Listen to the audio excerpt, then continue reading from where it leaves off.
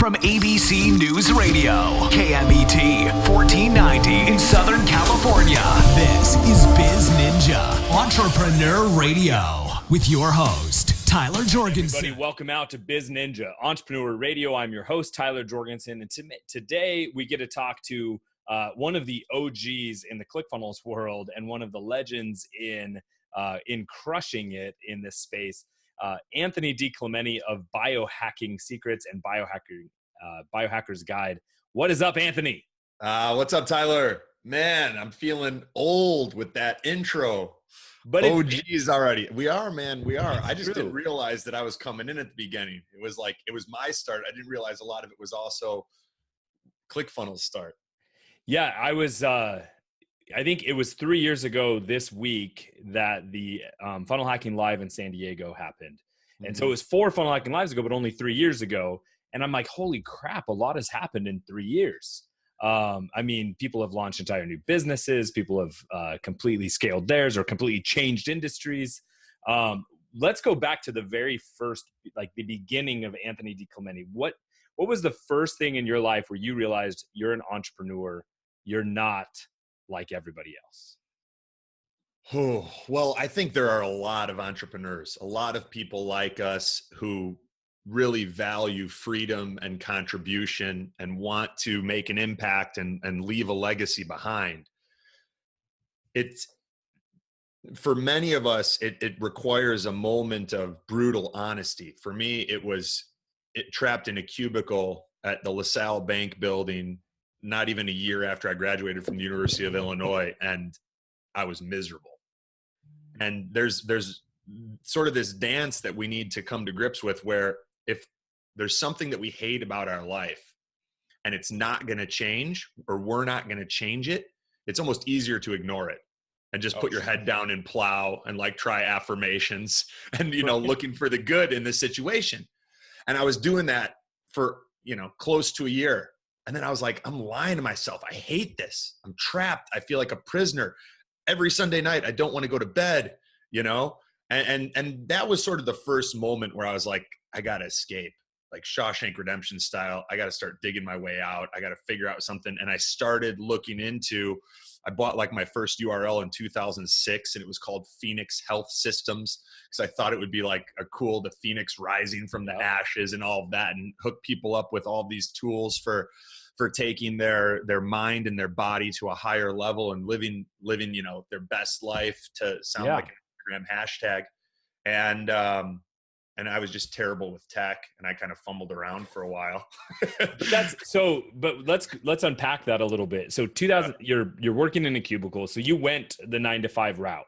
Yeah. Felt trapped, but how did you already know that you wanted to do something in the health and wellness space? Like, I mean, that's still what you are and what you do. Like, that's been a passion since I started playing sports when I was 5, and was actually not the most athletic kid, but I worked real hard. And it went from barely making the team. And like the only reason I made the soccer team was because one of my neighbors, Brian Shepard, came out, and he had no idea how to play soccer, but he'd just toe kick the ball at me for like 2 hours every day. And like, I got barely good enough to make the travel team. But then over the years, I got a little bit better.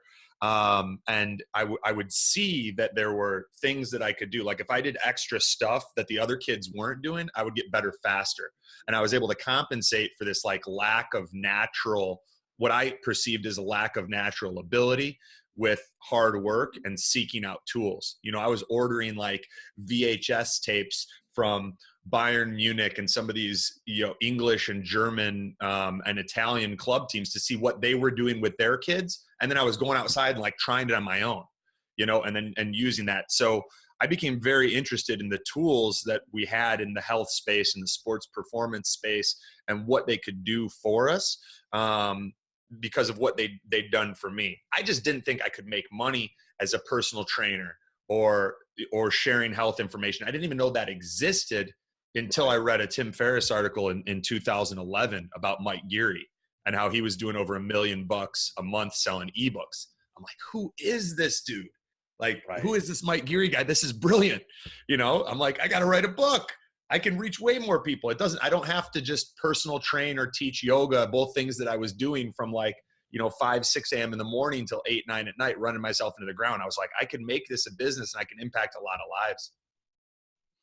Yeah. So my major entrepreneurial shift also was from Tim Ferriss. And so I'd been an entrepreneur since I was 5 years old, always coming up with ways, but because my life path had been through kind of normal jobs, I always looked to entrepreneurship of like, I owned a restaurant and I created a real estate company.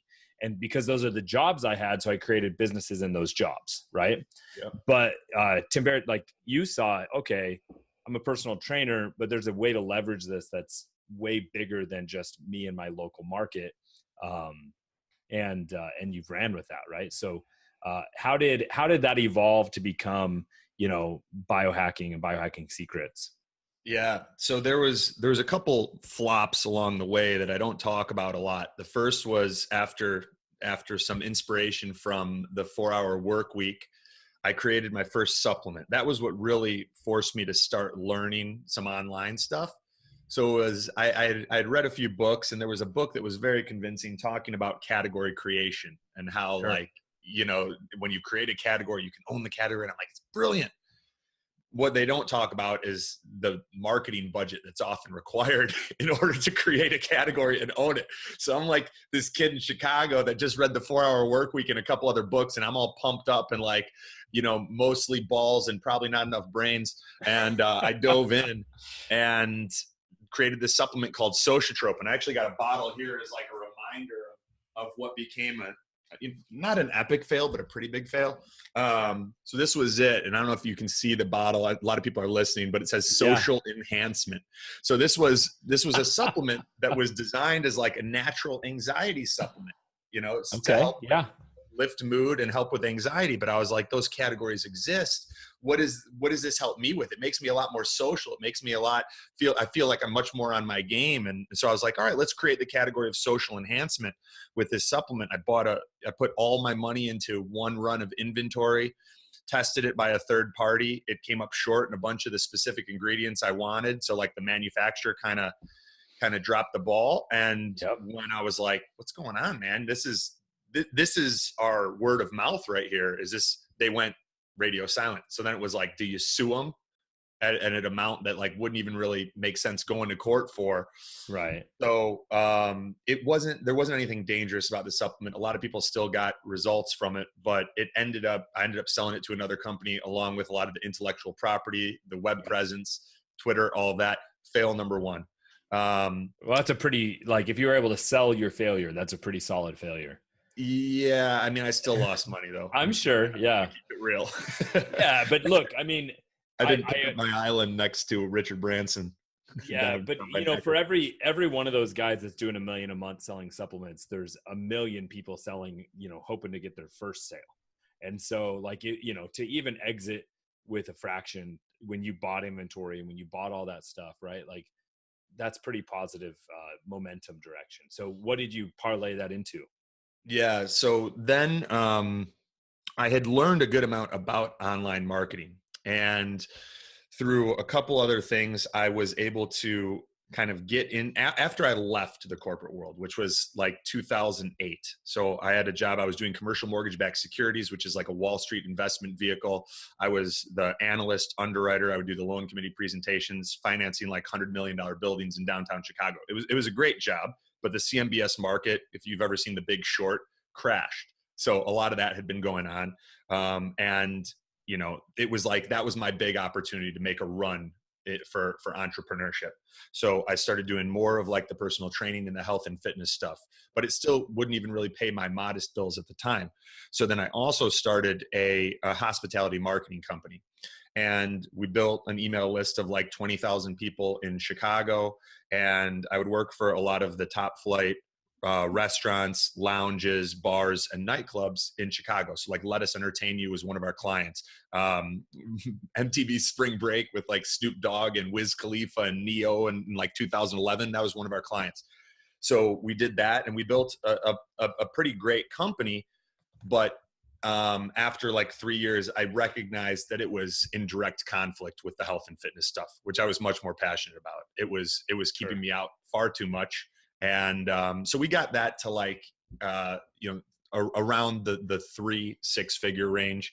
And then I was like, well, it's cannibalizing the other stuff and that opportunity to grow.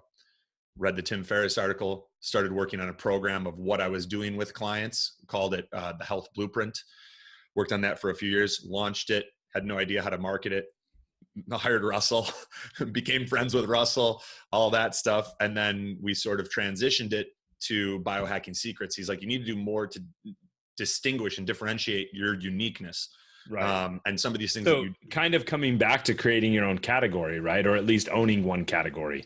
Right. Going deeper into like the biohacking secrets niche as opposed to just general health, right?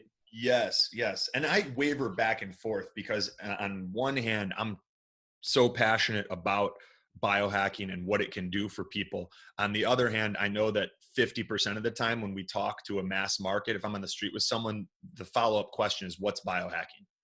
So there's a little bit of that, like, don't make me think aspect that I know is impacting, like some of the names that we have for future projects are much clearer, much more benefit driven. Like they complete the sentence, I want blank. And, like not a lot of people, if you were like, I want biohacking secrets, they'd be like, oh, I know what you mean, Tyler. Me too. Yes. Yeah. I know exactly what those secrets are. Wait, no. Yes. I don't. They're secrets. Yeah. And it's funny because there's so many different ways to attack the market. But clearly this has worked, right? It's been successful for you. It doesn't mean the one strategy you deployed is going to be the next strategy you use as you grow the business, but it's kind of helped establish where you're at and do what you're doing. What has been like, you've overcome a couple of challenges. What would you say is the one thing that you did in this last 3 or 4 years that gave you the greatest yield or the greatest momentum?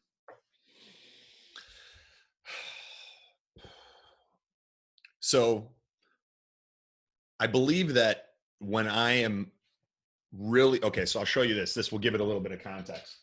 I'm an extreme personality, and I'm the type of person that needs to create goals and deadlines and structure to really thrive. And it worked well when I was in sports and college and things like that. And now more than ever, it has to be self-imposed.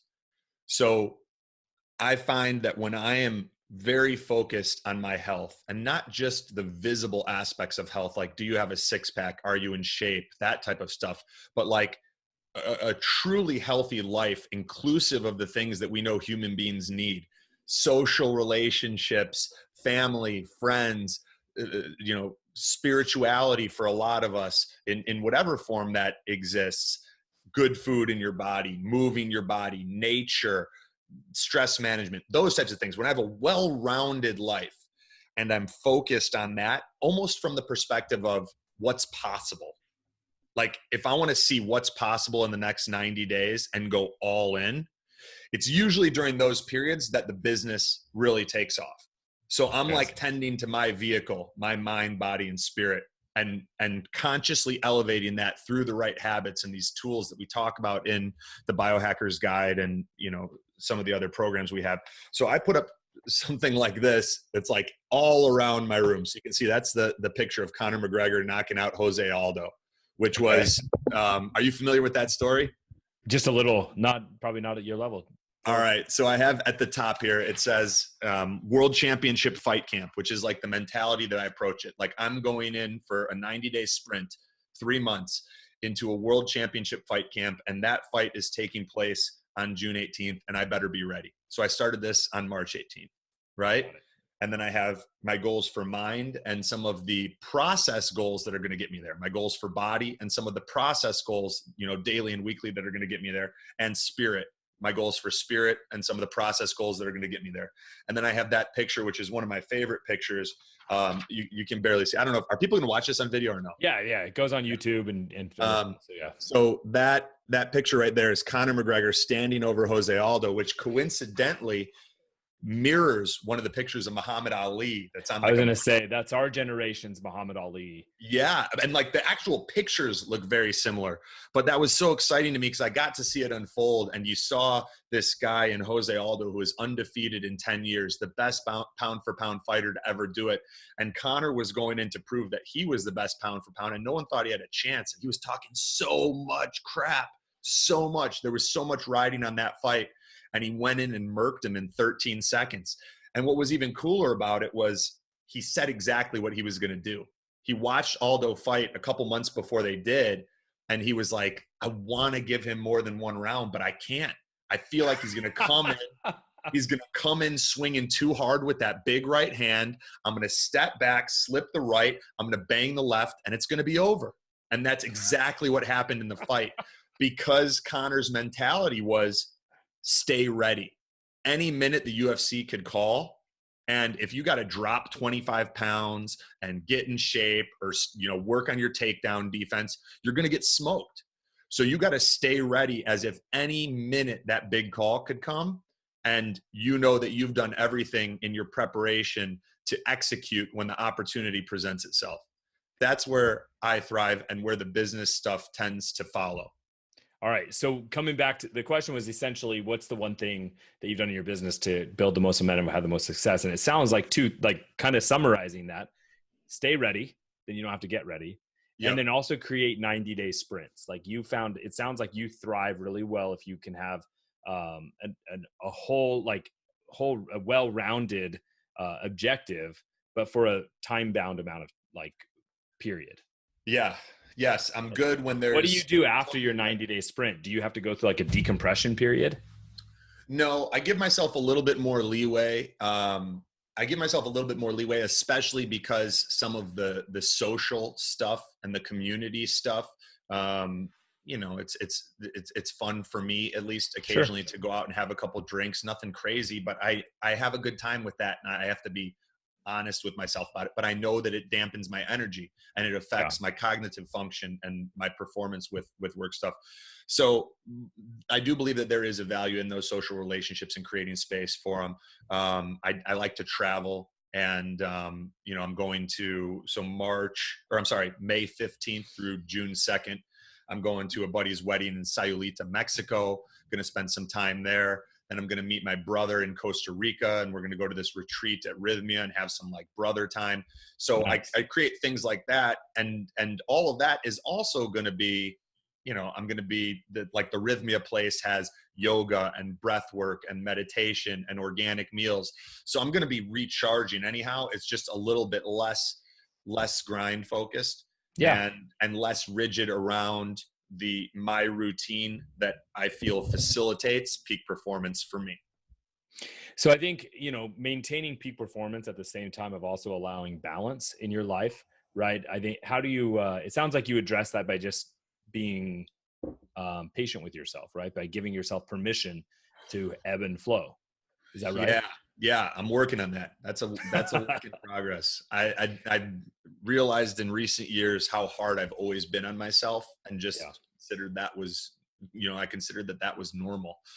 And I feel like a lot of being hard on myself has gotten me to where I am, but it's also one of those situations where as you get older, you kind of realize that if you're not giving yourself that love, getting it from a lot of other people will always feel kind of empty.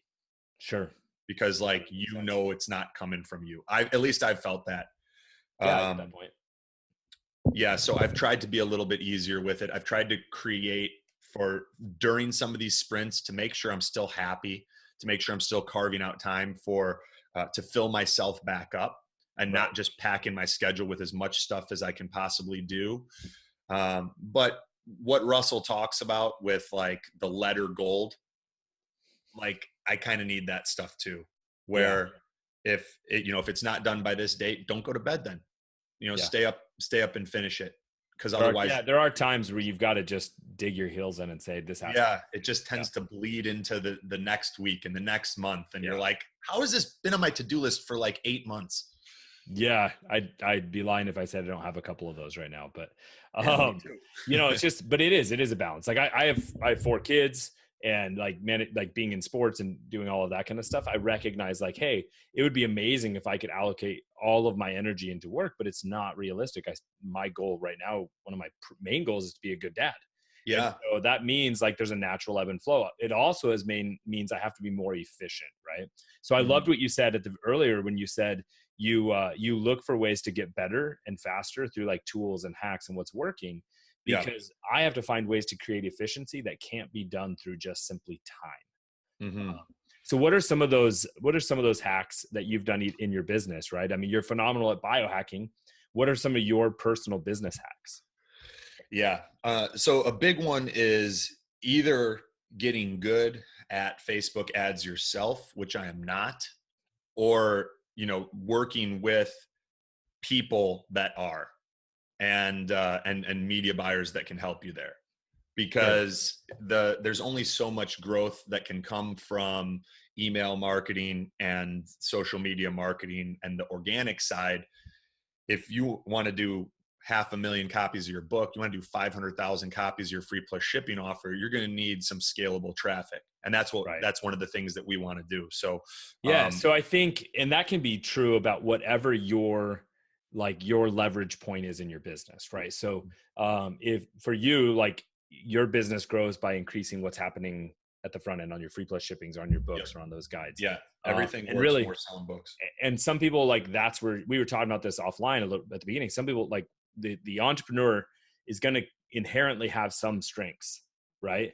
But by nature of that also have some weaknesses. Now, the problem is a lot of us entrepreneurs are really good Swiss Army knives. We can go in and we can do better than average work on a lot of things. And so we also, though, have to then accept, okay, every once in a while I need to bring in scalpels. I need to bring in specialty tools to scale. In your business, as you've grown, you went through your supplement company, and then you started your first business, and you've continued to grow. When have you or how have you decided when it's time to pivot from doing something yourself to bringing in a specialist? Tyler, it's a hard one because we talked about this earlier. Yeah. So just being straight with you, I'm terrible at that. Yeah. Like, I'm bad at it. I was the guy that was just doing a whole bunch of stuff at like below what would be my average. Right. And spreading myself so thin trying to do it. And when Carrie, who's now our vice president, he worked with me in Chicago, and guy's amazing, one of my closest friends, an energy bus. When he came to me after doing a few of these biohacking weeks, and we both moved back to Florida. Well, he moved back. I moved here for the first time. He came up to me last April and was like, dude, let me help. I can see you're spread so thin. Let me help. And I was like, I'm too busy. So yeah, you don't even have the bandwidth to delegate, right? Yeah. I was like, I can't even take the time to delegate this stuff. And then I said, I realized the ridiculousness of that position, brought him on, and was able to at least get a little breathing room to come up for air a bit. And we've been gradually taking stuff off of our plate, like the things that are siphoning resources away from those key performance indicators of our business, but not really moving the needle.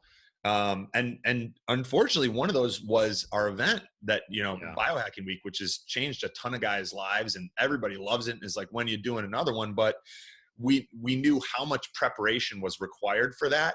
And like looking at the numbers of the first 4 and where they'd kind of shaken out, we were like, man, we may be better doing a killer annual event, like one, making it amazing. You plan everything once.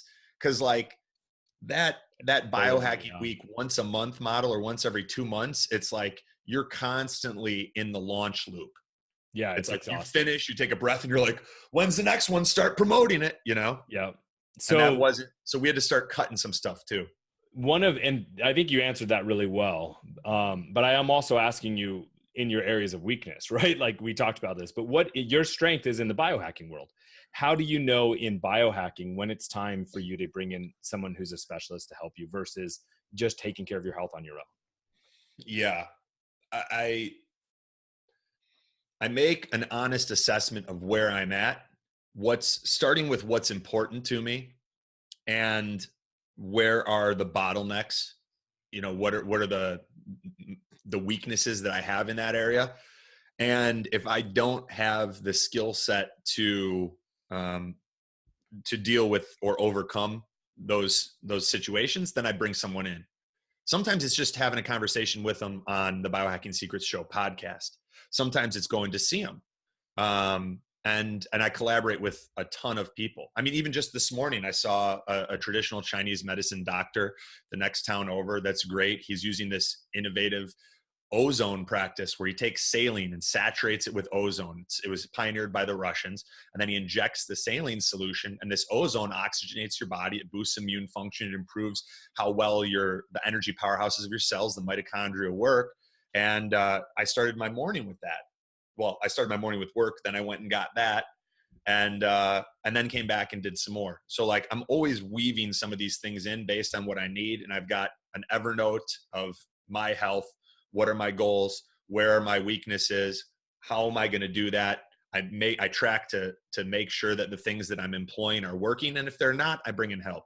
I'm realistic. Awesome. Like if this isn't happening in 3 months, I need help.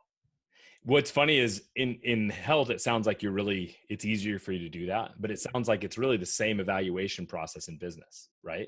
Like you set your goals. If they're not being met, if you're not getting to them, then you need to bring in help. Right. And I think a lot of us are able to do it's funny how in parts of our life, we're able to delegate or look for help. And in other parts we struggle.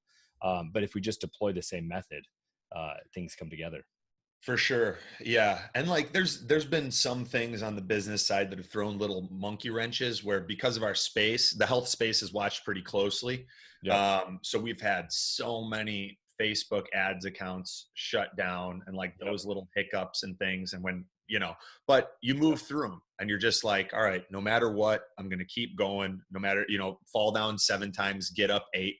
Yeah. You're just like that mummy Frankenstein man who's gonna keep coming no matter what. Hey, relax, Kumba. So yeah, at least that's my mentality. I love it, and I think I think that's awesome. And I really appreciate you sharing with us a little bit of your journey and kind of where you started and where you're going. If you want to learn more, go to bizninja.com/biohacking. Appreciate you all listening. Now it's your turn to go out and do something. Thank you for listening to BizNinja Entrepreneur Radio with Tyler Jorgensen. Please make sure to subscribe so you're first to hear new interviews and episodes. If you found this podcast to be valuable, please share it with a friend. Don't forget to visit our online dojo at bizninja.com to claim your reward for listening to the show.